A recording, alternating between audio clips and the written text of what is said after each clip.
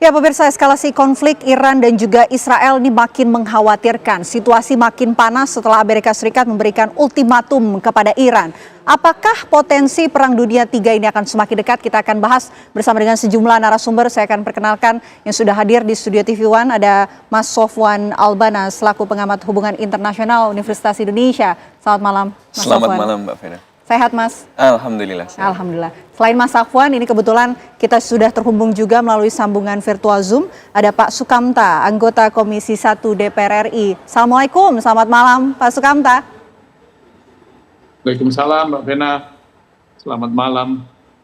Oke, Pak Sukamta, kalau begitu saya izin mau ke Pak Sofwan Mas Sofwan terlebih dahulu. Mas Sofwan, melihat eskalasi konflik antara Iran dan juga Israel yang semakin mengkhawatirkan. Ini bisa dikatakan ada potensi Perang Dunia Ketiga. Ini bisa disebut realistiskah atau hanya kekhawatiran belaka?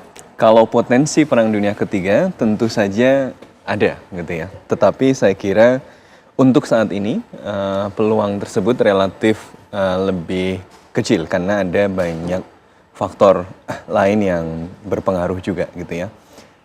Pertama adalah karena kalau dia mau jadi perang dunia, artinya kekuatan-kekuatan besar atau major powers itu melibatkan diri secara langsung di dalam pertarungan yang sedang terjadi.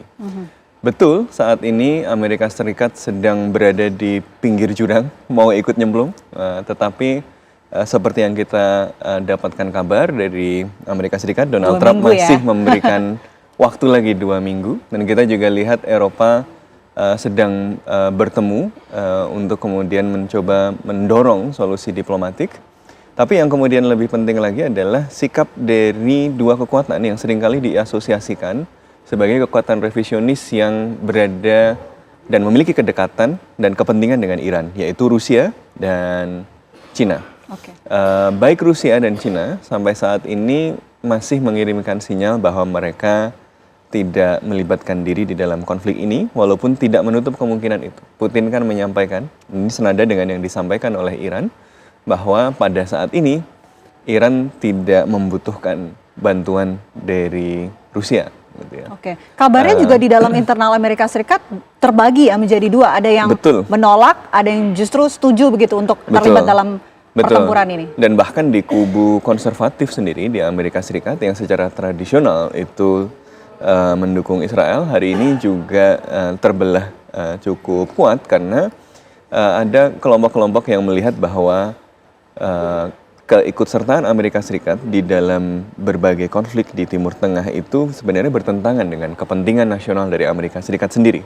Kita sudah ketahui sejak lama bahwa Amerika Serikat itu dari tahun 2012-an gitu ya, itu sudah mendeklarasikan pivot to Asia. Dia itu pengen geser ke Asia. Kenapa? Karena di dalam visi strategik Amerika Serikat, ancaman paling besar secara struktural itu adalah Tiongkok, adalah Cina. Sehingga dia harus kemudian menggeser kekuatannya ke wilayah Indo-Pasifik. Hence kita kemudian mengenal istilah Indo-Pasifik itu sebagai sebuah imajinasi geopolitik. Tetapi rupanya Timur Tengah ini ya seperti lumpur hidup. Kalau sudah masuk, mau keluar susah gitu ya. Nah ini yang kemarin terjadi, itu kan Amerika, kenapa kemudian Israel melakukan serangan terhadap Iran? Salah satunya adalah karena pada hari Minggunya, itu Amerika Serikat dan Iran itu mau ketemu untuk menegosiasikan kesepakatan mengenai program nuklir Iran. Kalau deal itu terjadi, apa yang terjadi? Kalau deal itu terjadi, Amerika Serikat merasa bahwa Timur Tengah itu ancaman eksistensial yang bagi kepentingan Amerika Serikat berkurang karena Iran bisa dikendalikan, sehingga Amerika Serikat akan pull out dari kawasan dan kemudian mengkonsentrasikan energinya di wilayah yang dianggapnya sebagai prioritas strategis, yaitu Indo-Pasifik.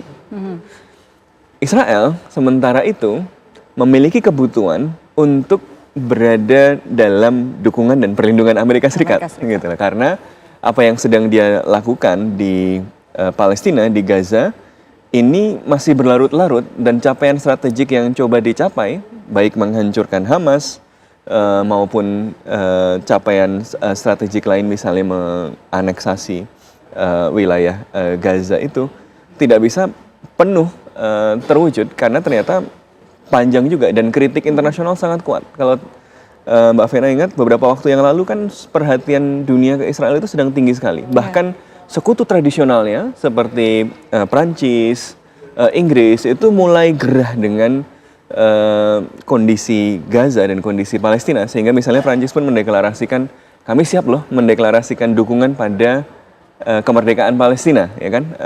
Terus kita lihat bagaimana masyarakat sipil yang high profile seperti Greta Thunberg yang kemarin mencoba masuk melalui Madlin Flotilla, yang kemudian Israel kan bingung dia mau diapakan. Dia terlalu high profile sehingga kalau ditembak dibunuh seperti flotillanya Mavi Marmara yang menewaskan 10 orang dan ada 2 orang Indonesia yang ditembak pada waktu itu.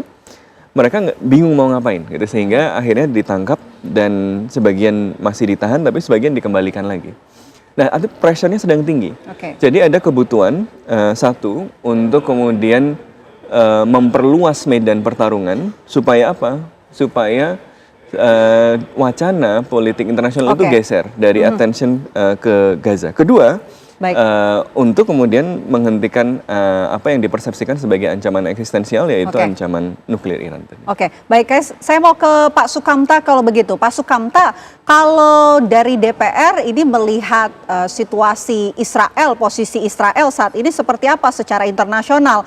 Apakah semakin berkurang begitu dukungan yang diberikan oleh sejumlah negara terhadap Israel? Posisinya ini seperti apa Pak Sukamta?